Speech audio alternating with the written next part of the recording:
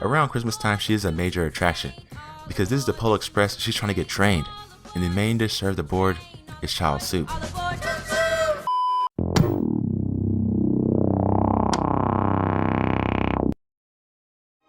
Welcome to Bible study, where we are talking about the gospel that is Berserk. Today we got Nina, the decrepit heretic pussy slinging thought, starring in the MMO of orgies, Satanism, betrayal, treachery, and abandonment. A girl that in the eyes of adversity will always compromise her character. We're introduced to her in chapter 136 in a beautifully orchestrated way. This little introduction lets us know one major thing about Nina. She knows right from wrong, but the third option, self-preservation, is always the basis of the action she takes. This can be seen when she initially decides not to stone the boy, but when met with the social pressure that could ultimately lead to the end of her life if she does not assimilate, she picks up that rock, you feel me, and wallops the young dude, who was having one hell of a day. Nina didn't just throw that rock. She threw that motherfucker like she's been trained to throw that motherfucker. She said, Cinco. I know for sure, old dude felt mad about that one. Straight chastised the little dumbass. Honestly, Nina's character is so compromised and decrepit in my eyes that she probably had a selfish reason to not throw the rock initially. She was probably like, my shoulder kinda hurts today. Let's give it some rest. She'd probably usually be in that motherfucker having a great time stoning niggas. Like team champs with the fellow rock throwers and shit, trying to score extra points hitting a sad soul in the eye or something. Straight softball winding up and swinging and shit. Straight to dashed that night. She knew this was a sinful act, but the holy social pressure caused her to fold. That's not the end of it though. She is quickly humanized afterwards when we learn of her illness. Here I felt bad for her because honestly, she was probably dealt a shit hand to have ended up here selling pussy to broke niggas. Though there's no info on her age, she can't be over the age of 20. Shit, honestly, 18 is a stretch, EDP. So you gotta feel extra bad for her. A young girl living life trying to survive, stripped of her innocence in the process. Her appearance adds a lot to her character. She looks like an angel, a show dog poodle, doomed to be tainted, stained, and ruined. Governed by those worshipping, prostrating to false gods. With her jubilant and bouncy curls, small stature, and harmless and gentle shell, totally contrasting the wicked world around her, the wicked world within her. She seemed to be a piece of fine art, unscathed after an earthquake, like a tranquil rose sprouting from the cracks of the blacktop. What's cool to see is how even this angel has been corrupted, feigning loyalty to the Holy See in public, but actually a true lunatic of the night, partaking in flagrantly unholy acts. She comments on how hellish the refugee camp is despite its close proximity to God's will, and also fears her own death. She looks upon the lifeless corpse in Casca, and she sees within them herself. Nina looks upon Casca, seeing a cautionary tale of what's to be if her sexually transmitted disease affects her brain, the corpse. A possibility of what causality has fated her, a look into the dark, inescapable future, which can only drive a lost soul mad if every living moment was used dwelling upon the uncertainties of this inescapable future, where those who value their sanity are doomed into oblivion. Nina, being at a crossroads where both paths lead to the assassination of her character, her autonomy, and her psyche, stating that she is scared, petrified, mortified, of dying, of living, of this world, of God. For the code-switching hedonist, this gots to suck. Though she fears both options, she is also jealous of those already experiencing what she is doomed to experience, because they no longer fear this foreboding doom. Fear lives like a slob deeply ingrained in our subconscious. Nina, a girl controlled by her fears and very valid ones at that, recognizes the peace that comes with the end, where you are rendered a lost soul without a subconscious, a gamer smited at the last level without a save file. Then we move on to some of Nina's more despicable and egregious acts. She takes Jalcum, this innocent boy, this naive, wide-eyed nincompoop, to the devil's brothel. There's Amsterdam's real light district, and this is Amsterdam's real light district's evil twin brother. Oh, look at this. No wonder this volume, along with so many others, are locked away in my local manga shop's adult section. This is the heresy within the gospel that is Berserk. This is what makes tricks not for kids. This is what makes the apple not quick enough. This is pure mayhem. These thought drops are moving mush, bruv. The result when the natural predator to evil is locked away in an iceberg or something. Nigga, this is too much evil. This is mad. And this is the natural habitat of madness. Lady of the STD check and urine test. In chapter 138, Nina uses the extreme powers of thought possession to hypnotize Jalcum. This is League of Legends, and a new busted champ just got introduced to the rift. Eve 2.0, nah, God Queen Ari, with a charm that lasts for 3 hours, but its effects are more potent when the sun sets and the warriors are 100% crit chance. The champion Nina is born, and she's looking to do some damage. She initially looks at Jalcum like she hasn't eaten in 4 days. Somebody's gonna have to give us some booty, and it's just that simple. And the boy was toast. He got novice armor, and she got 100% lethality. Boom, she hugs him, instant crit. The boy's lost and doesn't know what to do. She gets in close to his neck and speaks subjectively. Nah, that's a combo. Straight to use a stun on the kid with level 1 defense. Ankles were took and his heart skipped a beat, then followed up with a mean, "Do you love me?" What the fuck, coach? What's he still doing in there? He needed a sub 8 minutes ago. He's getting torched. His reply says it all. Yeah, I do. He needs a sub now. Buddy's soul said, "Got a blast." Then he is hit with a finisher. A fatality that takes too many buttons to do, but it's worth the effort. She said, up L1X. Then, can you lie with me? Down left square. Can you die with me? Triangle, circle, left, right, down. Could you fall to hell if those together with me? Then his obituary is written when she looks at him like this.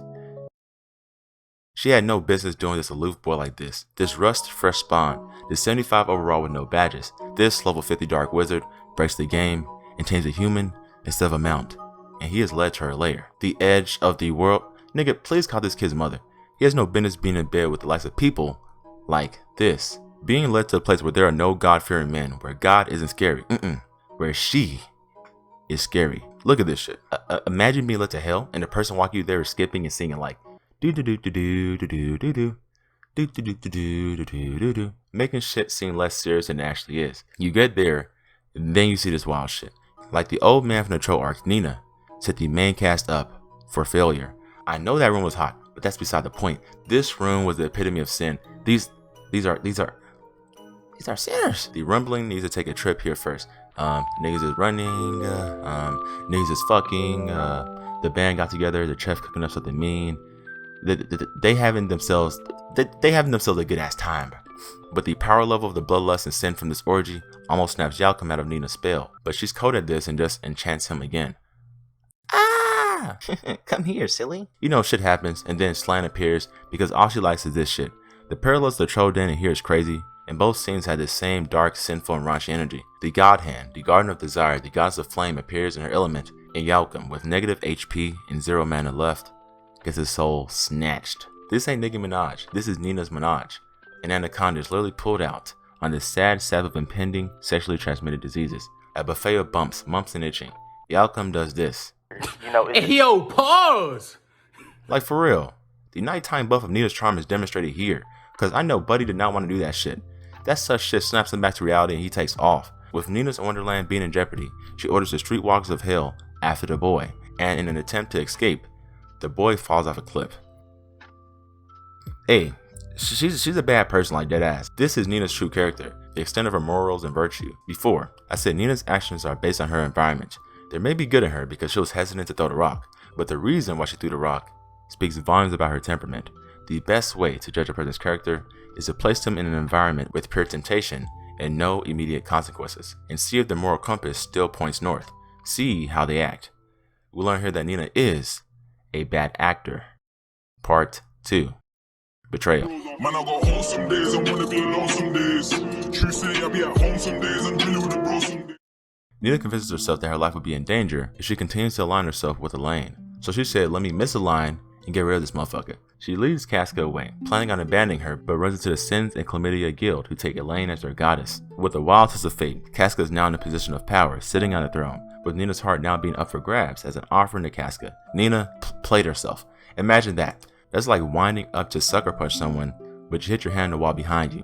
A real tough situation to be in. This is where her arc should have stopped, where the save file should have been deleted, but she is saved by the bill. This bill is Ishidro. Nigga said, bitch. Straight sniping folks. Nina being a salesman does not stop there though. She later gets caught by the Holy See with Casca and tries to offer her as tribute. Shorty thought this was Hunger Games or something. Nigga, you are gonna die too. Like, mozgus in game don't play by the rules. They will pack Casca up and then you up. At least die knowing that you are still standing on some type of virtue morality. But nah, she said, I offer Casca as tribute. Despicable. Even the torturer himself had a bone to pick with her. Your friend's being taken away, and you don't say a thing? I can't stand low lights who only think of themselves. Man, give Buddy a cookie, because that was so satisfying to read. Seeing someone pick Nina's character apart when it was already held together with staples and cheap tape was amazing. She doesn't even learn her lesson though. She contemplates selling Elaine out as a witch while being dragged to the dungeon.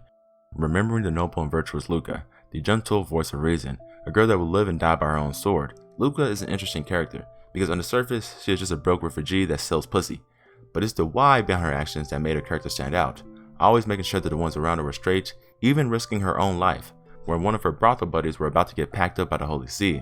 Though it isn't proud work, she gives very strong motherly vibes, so virtue, nurturing, and caring, instead of her foil, who was so decrepit, callous, and cold. And shit really got cold for Nina, because her soul most definitely left her body when she entered the dungeon, and saw the antics they put the heretics through, the antics they would put her through, like she is being hanged by her titty. Nigga, Berserk is different, bro. A couple chapters later, we are met with Nina, safely sitting in a cell and casket on her way to her demise. It's sad because we thought she finally learned from the errors in her ways, but she's still folded after one nail. Like seeing your friend who vowed to go on a diet, hiding behind a couch, scrounging on Krispy Kreme.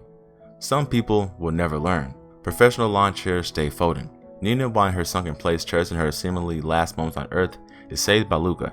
And how does she repay her? By almost dropping her ass to her death. This moment must have been surreal because she realized just how powerful she had become in that very moment. She literally had Luca's entire life in her hands. This weak girl now had so much power. Power that I don't trust her to have, man. Like, seriously. Authority is a gift only granted to those with integrity.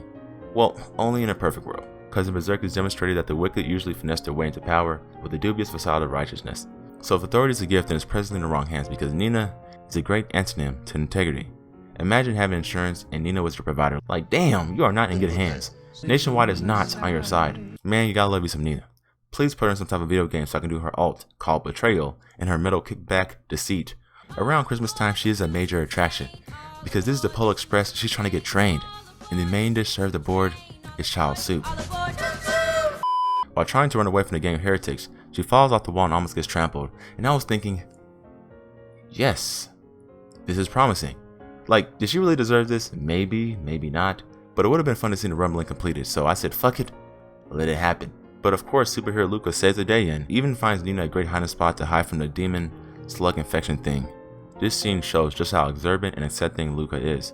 She is fully aware that Nina is a devout coward and a scared, selfish opportunist, but she says this in a way that spins the fatal flaw in Nina's character in a positive light, calling her the most stubborn survivor.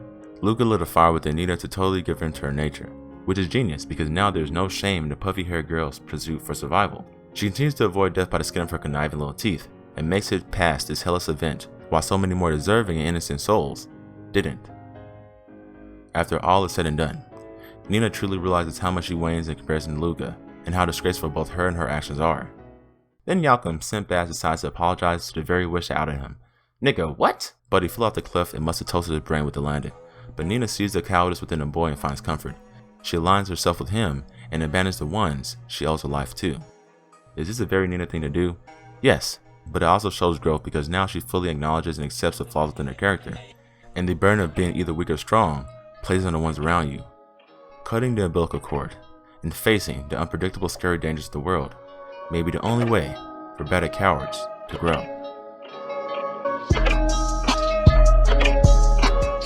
Anyway, I just had a thought. I was like, bro, Nina, she's respectful as fuck, bro. I just had a thought when I was like, bro, Nina is just respectful as hell. Hell fucking deviant, bro. Hey, anyway, make sure you color the fucking like button, beat the fuck out of the subscribe button. You know, the regular shit. But make sure you go down below. I put an email address down there. Send me questions. Treat that shit like r/axreddit. It's gonna be lit. Anyway, I appreciate you niggas for watching. Kiss your left cheek, slapping the right. I'll see y'all when I see y'all, man. Around Christmas time, she is a major attraction because this is the Polar Express. She's trying to get trained, and the main dish served aboard is child soup. When this is over, I'm getting out of it. All of it. When I do, will you come with me? No, please. They're gonna kill you.